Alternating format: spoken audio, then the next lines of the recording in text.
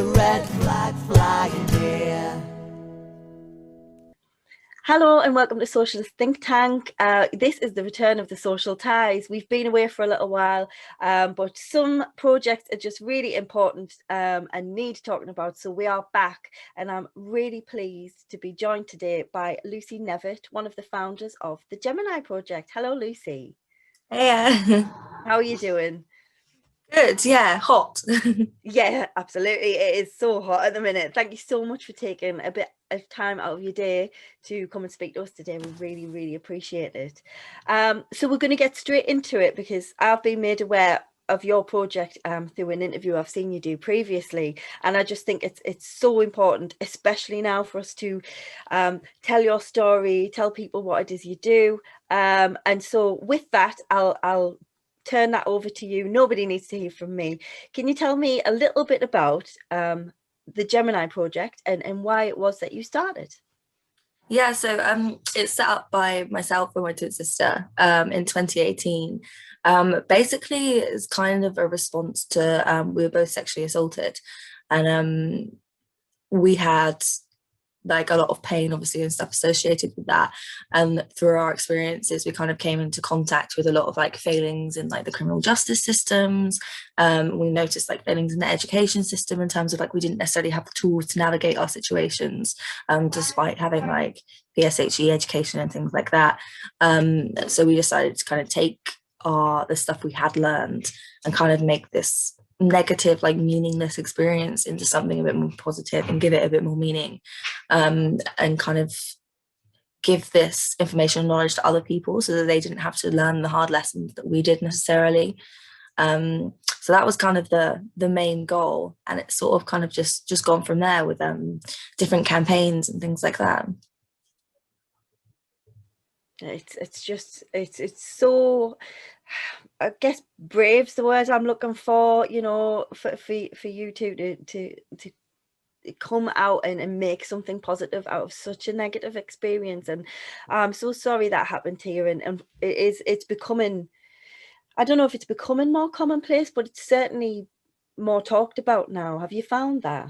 Yeah, it's definitely more talked about. I found like when we first kind of started speaking about it, I mean, like you say, like, oh, you're brave and everything else, and like I get that a lot. And I just, for me, I don't think it is. I think I'm quite naturally outspoken, and like it for me, it was such a natural thing to kind of speak out on like the failings and wrongdoings. I mean, but we are so like socialized not to have these conversations, and I think it really is since Me Too that we've begun to speak about it. And I think that's like the main kind of cultural moment from that kind of movement, so to speak, that we have created these conversations, and it is so much more talked about, especially on like social media and things like that. I don't think we were having those conversations before. I know, especially when I was younger, like I've been speaking about this for a really long time, and from like secondary school. I mean, we've kind of seen it with everyone's invited in the media, like over the last few months. I experienced a lot of harassment and abuse when I was a kid. And so I was speaking about it from a young age. And when I was having these conversations then, no one believed me. No one would like understand the scale of it. They'd be like, no, like that must just be a you thing. And I was like, no, genuinely, like this is me, this is all my female peers, this is genuinely the scale of it. Every single day we're experiencing these things. And I don't think it's really until this year that I felt people kind of grasp that and understand sort of the lived experience that so many women have to kind of go through. Yeah, I think I totally agree, and I think I found recently with, you know, with the Reclaim the Streets movement and all of that, Yeah. I found it, I want to say shocking, but I don't think it was a shock to me really when literally every woman I know has had some form of experience, some negative experience, ranging from, you know, inappropriate comments all the way up to rape. Every single woman I've ever met has had Has something. something. So that it's a Yeah, huge issue. It's, yeah, we really need it to be really doing is. a lot more if we can. Yeah, I think this is kind of the starting point, and I mean, so many organizations have been fighting so long just to get up to this point. So I'm kind of hoping now this is like the pivotal moment where like, okay, now we're having the conversations and everything else, and now we're starting to like implement changes and everything else. But obviously the legal system and the law and everything, that's always like the last thing to catch up. So fingers crossed, but I think we've still got, you know, at least a few years for things kind of to be written in to our systems and to see like actual change. Yeah, I'd agree with that. You've mentioned a few times that you know, you want to tackle the failings in the system. What is it that you see the failings are? I think primarily in the justice system, you know, our prosecution rates, our charge rates are like just over 1%. It's ridiculous. You know, so many people are getting away with these crimes against women. And I think so much of that also has a negative impact on like women's healing. And I think those things kind of coincide. I think a lot of the time cases aren't charged for the wrong reasons. I think you know, the code that the police use in terms of how they prosecute rape cases is really poor. They hold the evidential proof a lot higher than other cases. They put the victim under kind of investigation in terms of they'll look at your school records, they'll look at your phone records. I think it's something like over 40,000 pages of data they get from victims to look over, and they don't do that with the perpetrators of these assaults. And a lot of the time these cases are dropped because either misconceptions in juries or the CPS and the police kind of assume and perceive what the juries are going to say. And so a lot of people who have like mental illnesses or things like that, people who aren't seen or can't be portrayed as like a perfect victim, are encouraged to drop cases because they think, okay, juries are going to think, you know, maybe you're lying, you know, you lied about this once, maybe you're lying about this, even if it's completely irrelevant. For example, so like my case was dropped. I was talking about smoking like marijuana, and they were like, okay, that looks bad. So, you know, you smoke weed, so maybe you weren't raped. Makes absolutely no sense. It's ridiculous. It's like got absolutely nothing to do with it. They bring up things from years and years previously. I know a case where some women were asked to hand over their mobile phones at the time of their rape. Mobile phones didn't exist. It was like a historic case from when they were kids, and yet they were still asked to give over all these things, which just wasn't relevant or applicable to the situation. I mean, luckily and thankfully they did get charges, but again, they just had to go through this process, which was just re-traumatizing and unnecessary. And it's just causing so many people so much pain. And like, other than that as well, we've got so many other systems too. You know, we've got our health services, which I don't think are providing adequate support. Not necessarily that the services aren't there or trying. I mean, we've got so many amazing charities that are offering great work, but there's just not the funds there. There's not the resources to offer it to every single person. I think, you know, we're meant to have a certain amount of rape crisis centres in the country, and we have not as nearly as many as we need. So we can't offer that support to the women who need it. And I think like therapy and things like that is so desperately needed after these traumatizing experiences. Like you can only really go so far healing on your own, where you do need like professional help. It is important. And then we have like the educational system where, you know, education on like rape and sex and relationships and consent isn't mandatory. Our curriculum is very like from school to school, it's kind of on them what they decide to teach. And a lot of people aren't given the right information. When these things happen to them, they don't know what to do. They don't necessarily know how to articulate these experiences or deal with them like emotionally to begin with. And then to be able to go through that trauma and everything else and deal with that, it's just quite difficult. I think a lot of people aren't necessarily able to give word to what is consent, what requires sexual assault, and some people don't realize it until years and years afterwards. And yeah, I just think there's so many times we're let down and failed kind of from the beginning, like before these things even happen, through to when we're like reporting, if people decide to report. I mean, so many people don't, which I think really like fair play to them.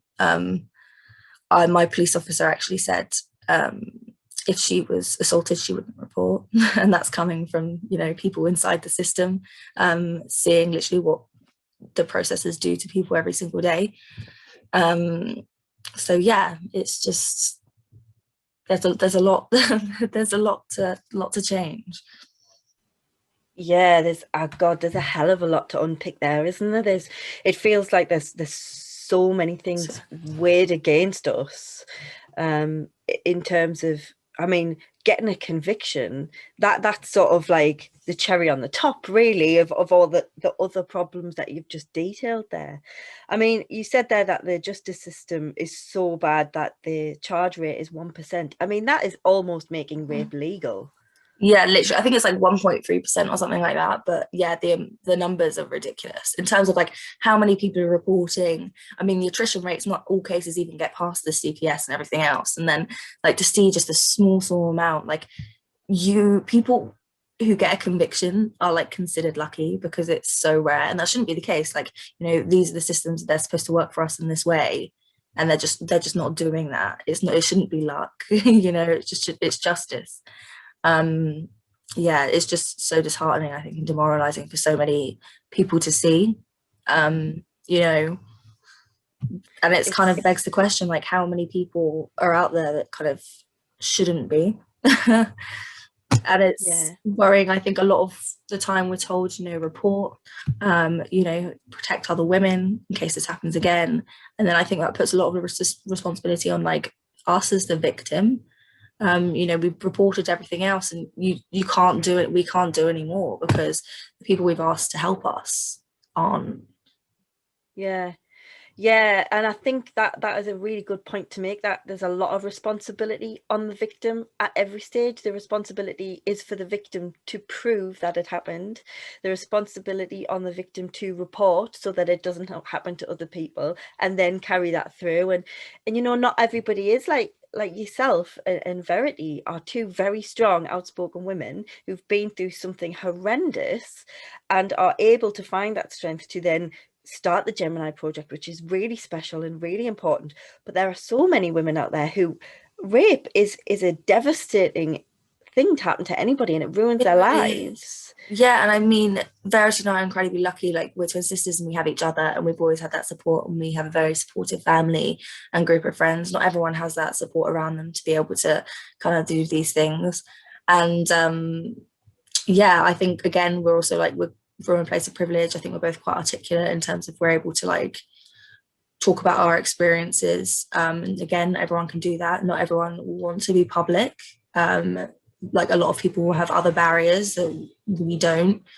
So yeah, I think we're kind of in a unique situation in that way. Like, not everyone can do that. Yeah, and the thing is, not everybody should have to. We exactly shouldn't be in a position where these things are so important.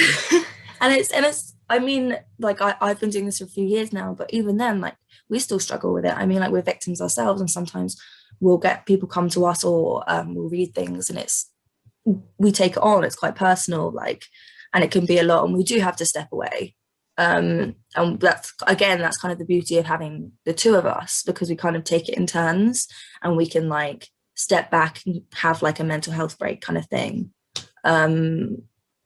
But yeah, it is necessary because it is overwhelming.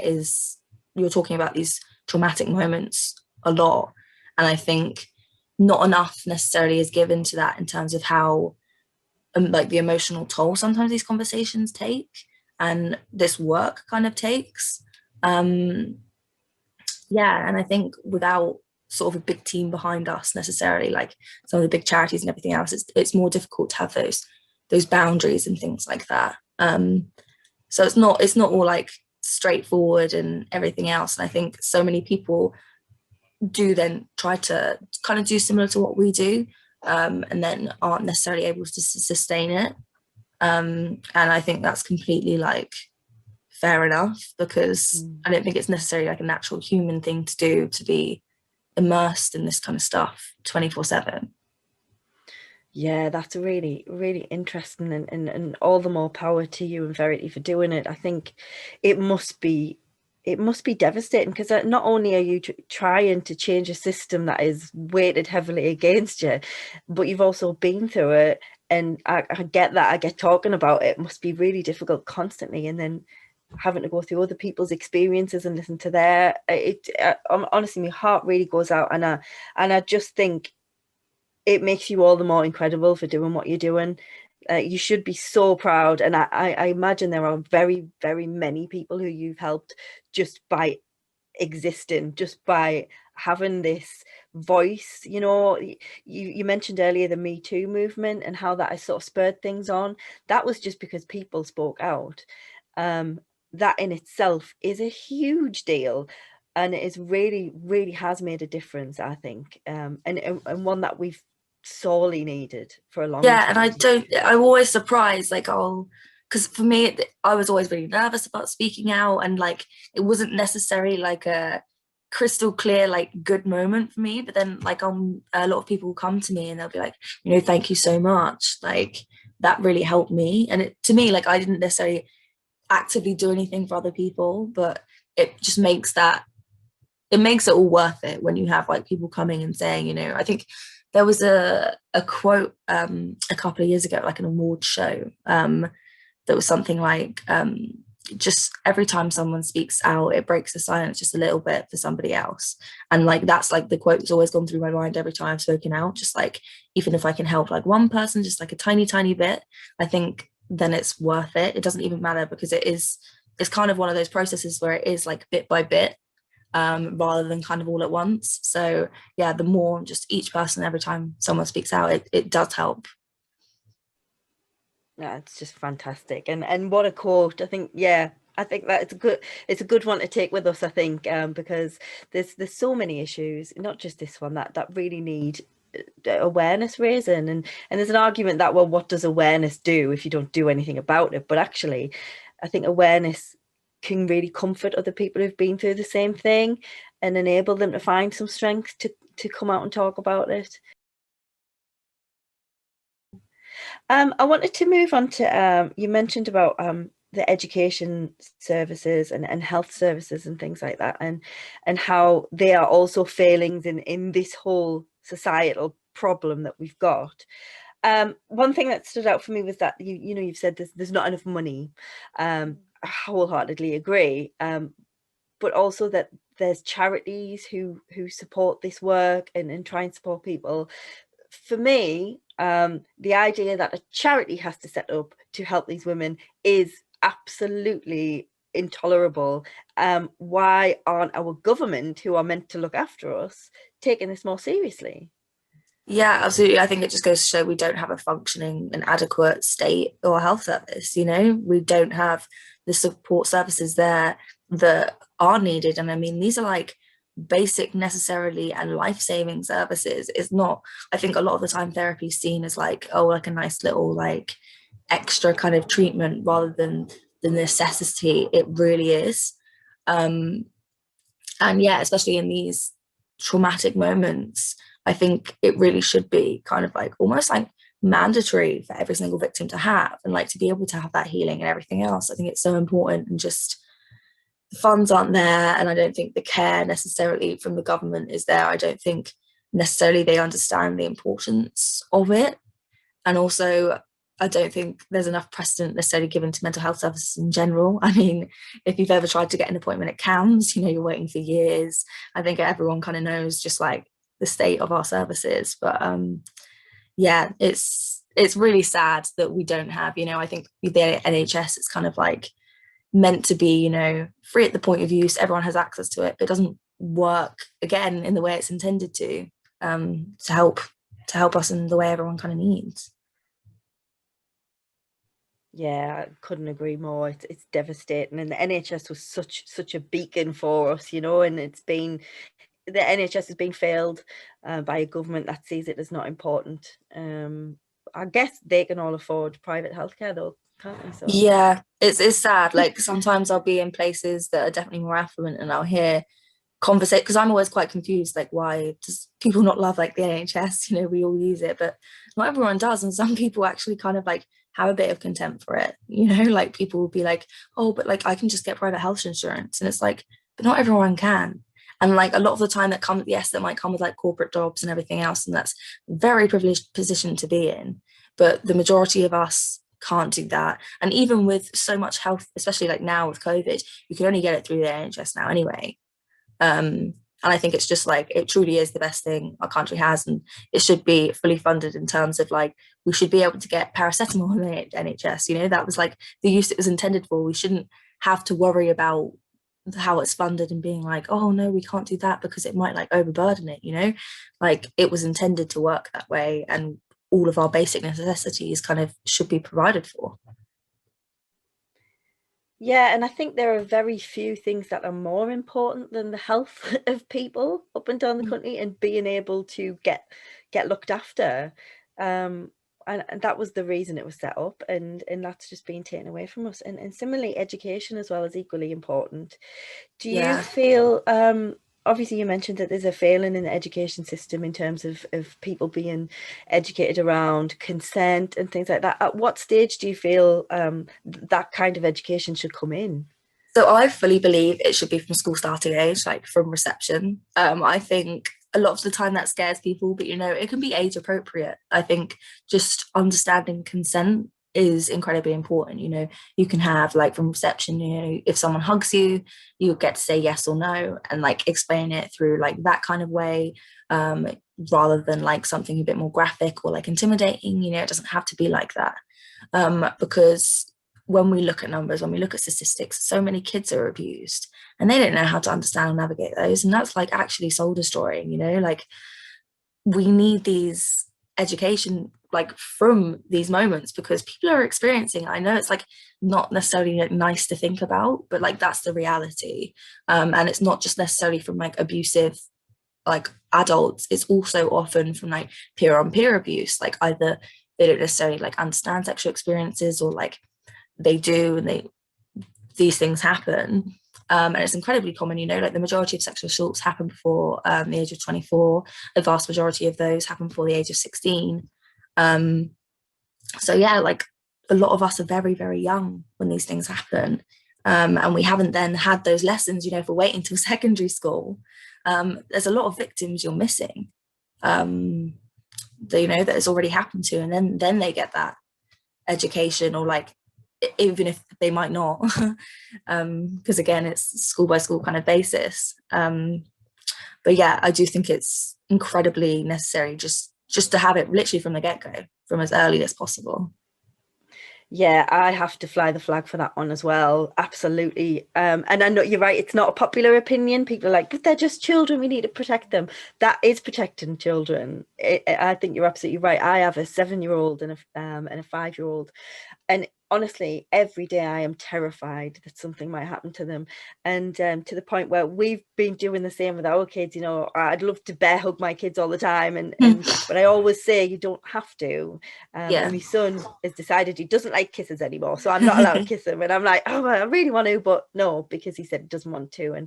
And just so even parents and carers can start that process by going, no, if you don't want to hug, but there's a lot of that in families, isn't there, where they're like, come on, give us a kiss, and they think it's cute, but actually it might be counterproductive going forward. Absolutely. I think, yeah, it's very important to, you know, teach boundaries and teach kids how to articulate no. I know for myself, like speaking from my experience, I was sexually assaulted when I was 13 and I did not know how to say no. I just didn't. And I think so many, especially girls, have an issue with that.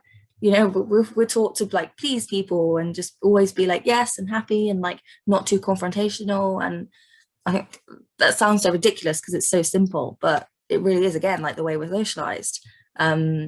We need to be given those tools, I think, to kind of navigate these situations and say no and like feel comfortable in that. Yeah, absolutely. I think it's a really big issue, and I think it is a societal issue that, you know, women and girls are bred to be a certain way. Do you think there's an element of misogyny in this, in that, you know, the government and I guess the police forces and the Home Office haven't seen fit to make sexual assault and rape cases a matter of importance? And, you know, not that it doesn't happen to men, of course it does, but predominantly it is the victims are women. Do you feel that there might be an element of misogyny there? I think absolutely. I think the way, even if we do look at men victims, the way they're treated, that often misogyny comes into it, you know, they're kind of like feminized or like they're emasculated. And I think that's part of the barriers they experience when they come forward. And for women, yeah, like it's kind of seen as sort of part of life, and the blame and onus is put on us in terms of like, you know, what were you wearing, things like that. All these things come from misogyny, from like the way we act and the way we're treated and the way we're perceived, and how these crimes happen. You know, it is, I think it tends to be gender based. I know there's like a lot of the time, it's like a nice little package thing being like rape is about power and everything else, but rape is about sexuality. Like it comes down to it, like it is about like impulse and trying to get that gratification. When you look at studies, like that does come into it. And I think very much that comes into like male entitlement over women's bodies and over using them for gratification, regardless of the consequences, or not seeing people as human beings and things like that. And I think that all stems from the society we're raised in, from the things we're told. Even comes down to like subliminal messaging from like, I don't know, like Postman Pat. I don't know if you've ever looked at some of the episodes from when you were a kid. They're so sexist. Like it's unreal. But again, it comes down to how we're socialized and how, you know, we perceive the world, and like the way our opinions and thoughts and belief systems are formed, that makes people able to kind of act in the way that they do. That is just so interesting, so interesting. I'd love to look into that further. I think you're right, and it does make sense. It really does make sense when you look at how we are treated, but not only how we're treated, how we act because of the way we've been conditioned to act. Definitely, I think there's definitely some issues around that. I also wanted to mention, you know, we've talked about seeing as how we're talking about failings. You touched on it earlier, and it's something that I'm really passionate about. I've spoken to a lot of women who have had these experiences, who said they'd rather experience the attack again than go through the investigation and the reporting, and the way they were treated by that investigation was far worse than anything they could imagine, and they'd rather go through the rape again. That, for me, that is absolutely devastating, and probably one of the biggest failings. Do you hear much about that? Yeah, I do. And it's like soul destroying because, again, we're told to report. And a lot of the time, I think people kind of tell their friends who go through this report, and then it's like the wrong thing. And then I think there's guilt sometimes, that you've told someone to do that and then it's been really awful. But again, a lot of people don't necessarily know how it's going to be.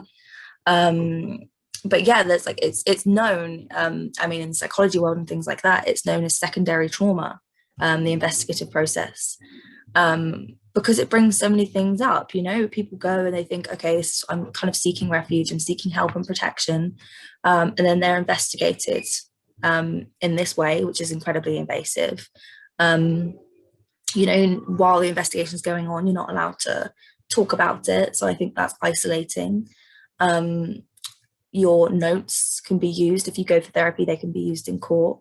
So again, there's this massive infringement of privacy. You can't even necessarily like go and help yourself because your notes could be used against you. And I mean, a lot of services, especially like specialist charities, are very good. They'll try and keep their notes brief to avoid that happening.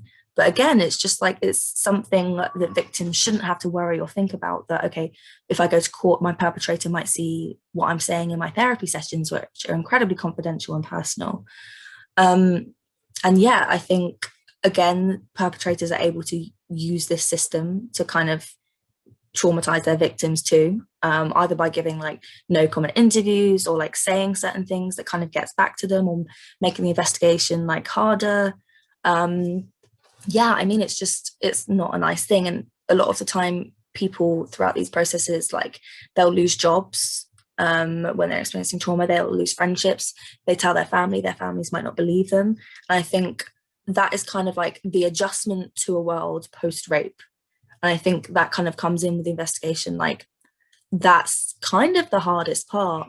I mean, like for me and my sister, when we reported, we lost all of our childhood friends. We were friends for like 10 years and they like believed him over us. And for us, we always say that was the most heartbreaking part of the whole process. Like, not the assault, like, yeah, that was shit, whatever. But that didn't have nearly as much the emotional toll as like the police investigation, because it was drawn out over such a long time where you're constantly being reminded of these things for like, you know, sometimes these cases don't get to court for like 5 years and you're thinking about that and it's being brought up constantly.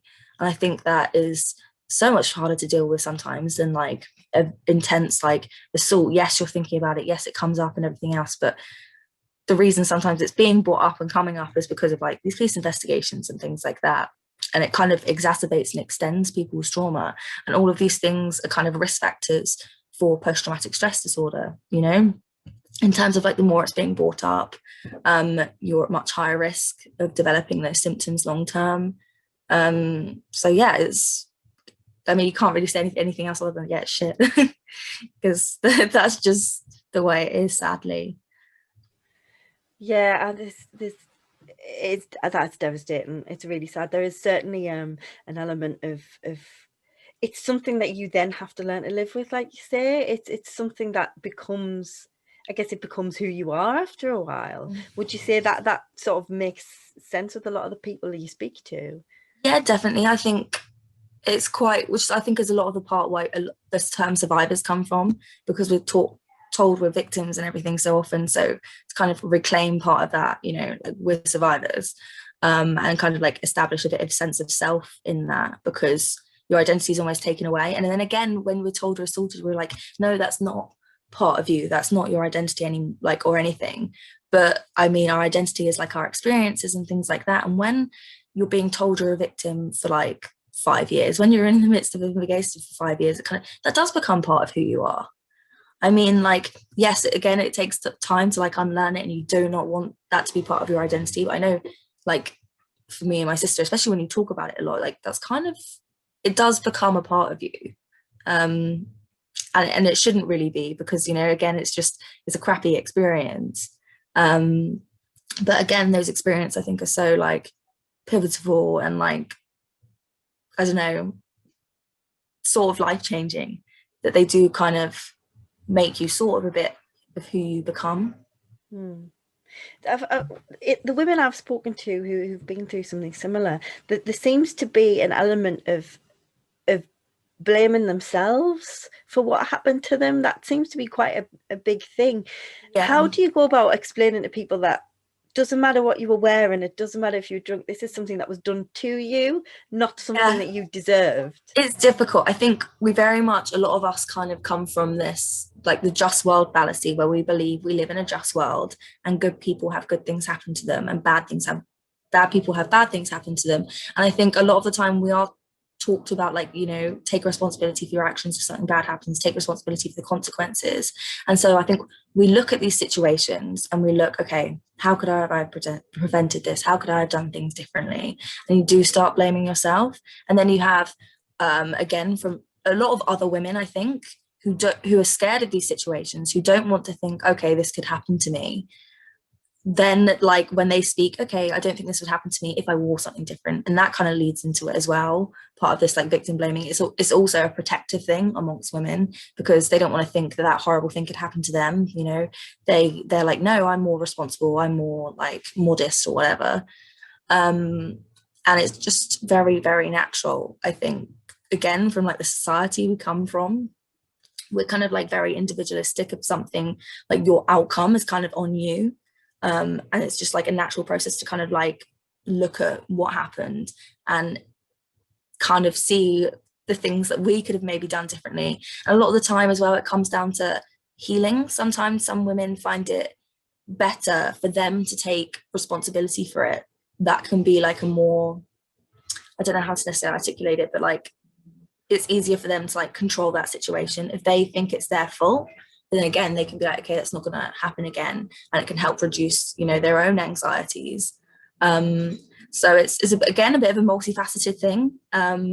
But yeah, yeah, it's just not great. Yeah, and I think, you know, I mean, if there was anything good at all, and there's very little, but if there's anything good to come out of what happened to Sarah Everard, it was highlighting the issue that, you know, she had jogging bottoms and a hoodie on, and it still happened to her. It's not about what you're wearing at all, and it shouldn't matter. And I guess that also brings into play the idea of who's policing us, who are the people who are supposed to be protecting us, you know, and that conversation's really lifted. It started with Black Lives Matter last year, and now since this, it's like, actually, are the police the people we need to be protecting us? Exactly. Have you seen a lot of a rise in that sort of conversation? Yeah, I think it's quite interesting amongst like the sexual violence community. Obviously, like the police and stuff are supposed to protect us, and I think women do feel some kind of safety with the presence of them. But when you look at what they've done and their outcomes, they don't protect us. Our prosecution rates are what, 1.3%? We're not being protected.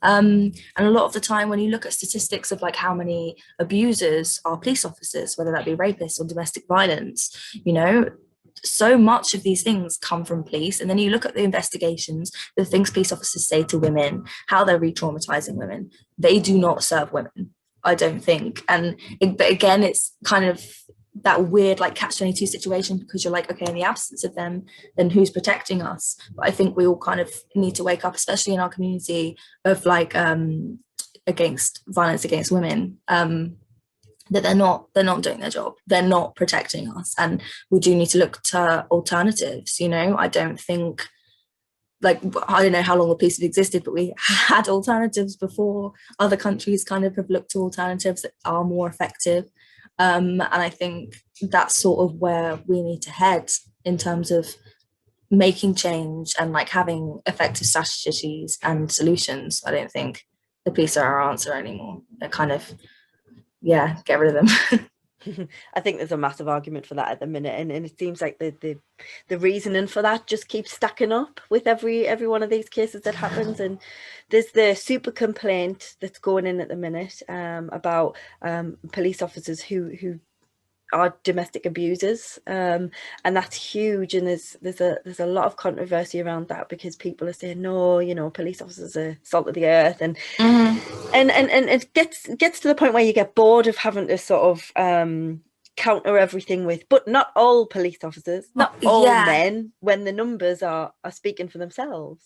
Really, like, seriously. And it's so difficult. I mean, I'm more familiar actually with like the police in America than the police here, like in terms of, I think it's like 40% of American police officers are domestic abusers, and then again they're able to use the system to kind of protect themselves, and the people they abuse, they're probably not going to report, because, you know, they're protected, they're police officers, they're probably not going to get justice, and they're going to be protected by their like colleagues and everything else.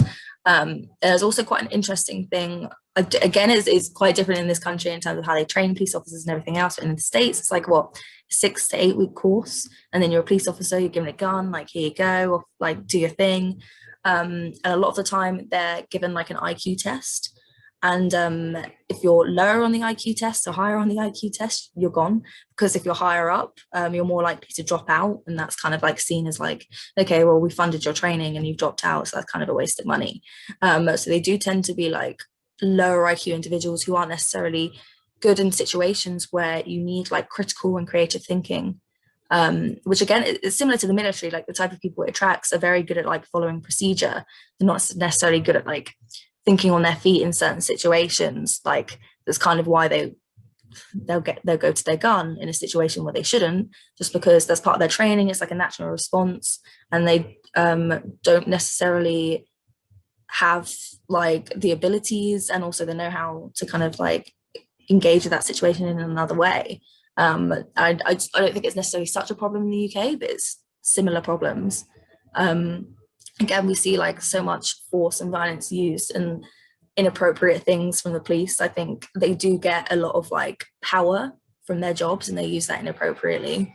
I think you give anyone power in that kind of way over others, and I think for certain people, it does something to them in terms of like they get off on it or whatever, and they'll kind of use it in a certain way. I don't think everyone's vetted enough. You know, I think it should probably be like, if we're going to have this, okay, everyone needs to be like degree level or like training for at least a few years, and have like a skill set rather than just being like a job. You know, it should be like a professional where they're able to, you know, deal with people, you know, like their skills, interpersonal relationships and things like that, and they can really deal with the public in a good way rather than engaging with violence and things like that. Yeah, that I'm definitely on board with that. That sounds a brilliant idea. It's interesting. We were involved in the Make Misogyny Hate Crime consultation, and one of the responses from like the head of the police was that they couldn't use that, they couldn't do that because a lot of the police officers might not understand what misogyny is. I was like, just give them some training then. Give them a leaflet. Exactly. Yeah. It's just not an excuse anymore, I don't think, for people to be ill-educated on this stuff. Exactly. And I think like education is long term. Like it doesn't finish when we leave like educational institutions. It's kind of like ongoing, you know, and a lot of professions, especially in like medical institutions, you're constantly learning and you have to, and that's part of the job. And I think police, you know, they're a public facing role and they're incredibly important. They should absolutely be the same, where educational like think like interventions are ongoing because information constantly changes in terms of like, for example, like the eyewitness testimony and the interview processes and like police, you know, new evidence comes out on that like all the time, and they do like have to adjust processes and things like that. And I think everyone in the police office should, I don't know, be like signed up to the Lancet or something like that. Obviously not, but like the appropriate thing for their like profession.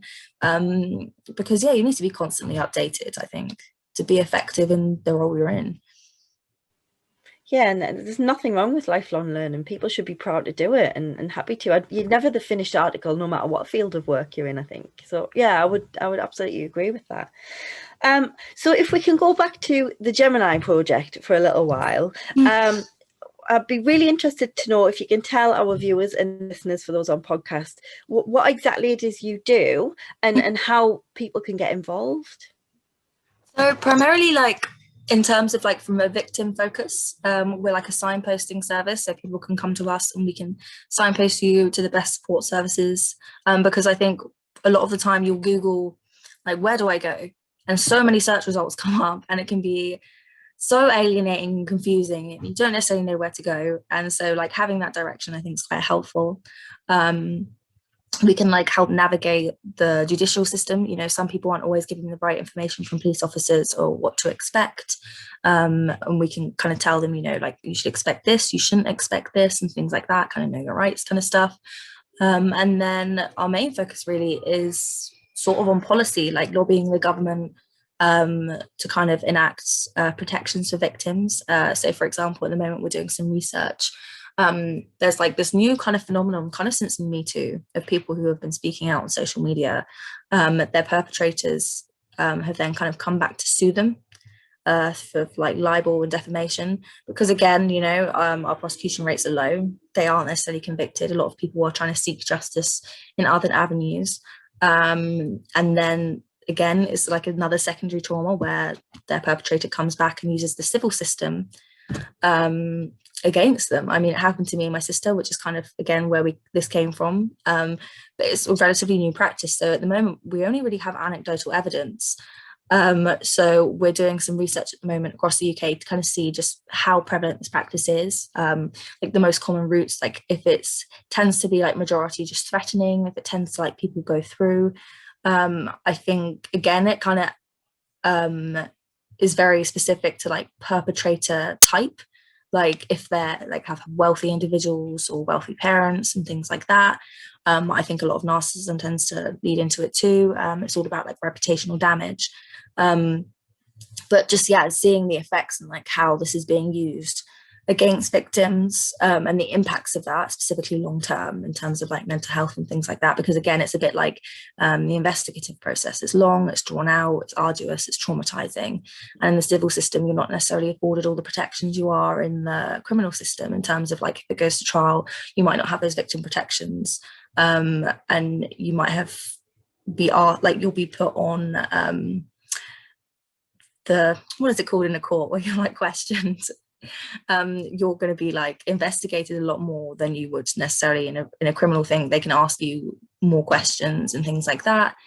So yeah, we're kind of trying to see how that's going on, and then with that evidence lobby the government on policy and things like that. We're working on with other charities in terms of like the victims law, again, to ensure victims have protections in law, that they're offered like the correct support services and things like that.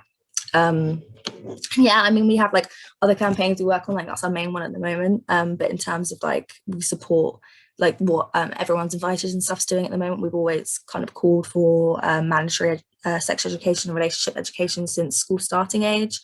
So yeah. That's amazing. I love the fact that you're working so hard on policy as well. That's 100% where we need to change things. So it's the GeminiProject.org. If people want to get involved with the research or just get in touch with you for help, ping me a message. So at the moment, the research is, I'm a psychology undergrad. I'm graduate this summer, and one of my other friends is helping me on it. So you know, we're kind of we're students. We're kind of just doing this research like a research project, typical like uni project. Anyone that wants to help, absolutely. You know, me, I'm not great at stats. Anyone with stats brain can come forward. But yeah, just message us. I mean, we always have opportunities. I mean, it's my sister and I. So we love people contributing, and I think for a lot, we've had people come and just use our account for a bit, whether that be tweeting or like posting Instagram graphics, because I think so much of just that as for victims is very healing, even if it's not necessarily talking about your experience directly, but helping others is just incredibly therapeutic. I remember, and kind of part of the reason we started the Gemini Project was we Googled what to do after rape, like how to recover and how to help, and one of the things it said was, you know, getting involved in like community work and stuff like that, and it really is beneficial. So yeah, no, we're available on all social media. Direct message, you're always open to voluntary help. We'd love to offer paid roles, but at the moment we haven't got the funding, but as soon as we're able, that'd be great. We're also looking to take on a board of trustees and fully establish ourselves as a charity in the next year. So yeah, it's amazing. Big plans for the Gemini Project, and long may it continue. I think you're doing fantastic work, and I would encourage all of our listeners and viewers to get involved. If we've got any stats wonder kids out there, do get in touch with Lucy. She could do with your help. I just want to finish, Lucy, just by saying thank you so much for coming on today. I think what you're doing is incredible, and it definitely needs shouting about. There are so many issues that are interlinked with this. It's not just one element, is it? You know, we've talked about a lot today, and I'm sure we could have gone on for a few more hours and talked about a hell of a lot more. So I will end there. If you do want to get in touch with the Gemini Project, you can get in touch with us and we'll put you in touch with Lucy, or it is the GeminiProject.org for their website, and you can find out more information there as well. Please do reach out if you are struggling, if you are suffering, if something's happened. There is always someone to talk to. They do, as we've spoken to today, they do say report it, but you can get help elsewhere. You can get support. Please do that. Don't suffer in silence. And again, for Socialist Think Tank viewers and listeners, thanks for watching. I hope you've enjoyed today's interview. I've thoroughly enjoyed it and learned a lot. Thanks again to Lucy and the Gemini Project. Please do like, share and subscribe. Get over to YouTube, click the bell for all of our notifications for more videos like this, and we will see you all again soon. We'll keep the red flag flying here.